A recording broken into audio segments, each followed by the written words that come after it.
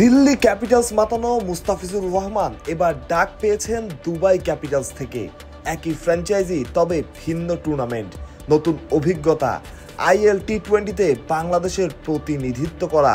কিন্তু প্রশ্ন, দুবাই ক্যাপিটালসের হয়ে খেলার ছাড়পত্র মুস্তাফিজ পাবেন তো? সব পরিকল্পনা অনুযায়ী চললে ৩ ডিসেম্বর থেকে ৪ জানুয়ারি পর্যন্ত চলবে আইএল টি-20। দুনিয়ার বাঘা বাঘা ক্রিকেটারের সাথে দেখা যেতে পারে ফিজকেও। তবে ওই যে নো অবজেকশন সার্টিফিকেট, বাংলায় অনাপত্তিপত্র, কাছাকাছি সময় যে হতে পারে বাংলাদেশ প্রিমিয়ার লিগও, যদিও তা কেবলই সম্ভাবনা। কবে কখন বিপিএল মাঠে গড়াবে তার এখনো কোনো ঠিক নাই।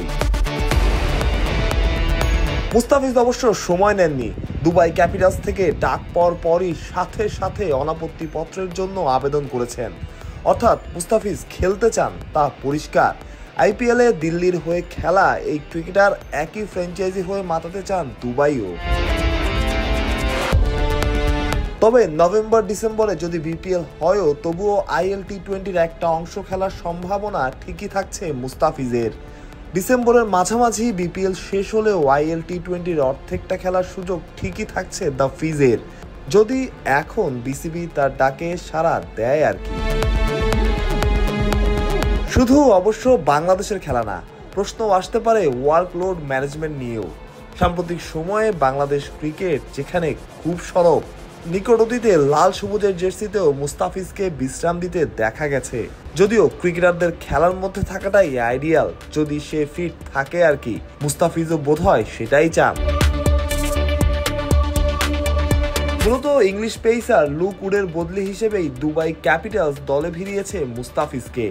যেমনটা শুনছিলেন, নতুন খবর যেটা, ফিজের পক্ষ থেকে সাথে সাথেই অনাপত্তিপত্রের জন্য আবেদন করা হয়েছে। যদিও কবে নাগাদ তা পাওয়া যাবে এখনো নিশ্চিত না। অনেকটা সময় বাকি হিসেব নিকেশও। বিপিএল থেকে শুরু করে আরো কত কি, এসব মাথায় রেখেই বোধহয় ইম্পর্টেন্ট ফিজকে নিয়ে নেওয়া হবে ইম্পর্টেন্ট সিদ্ধান্ত। তেমনটাই তো হওয়ার কথা। তবে মুস্তাফিজের চাওয়াটাও হয়তো মাথায় রাখা উচিত। সাম্প্রতিক সময়ে ফ্র্যাঞ্চাইজি ক্রিকেট নিয়ে তো বেশ উদার সিদ্ধান্তই নিয়েছে বাংলাদেশ ক্রিকেট বোর্ড। মাহফুজ প্রত্যয়, বিডি ক্রিক টাইম।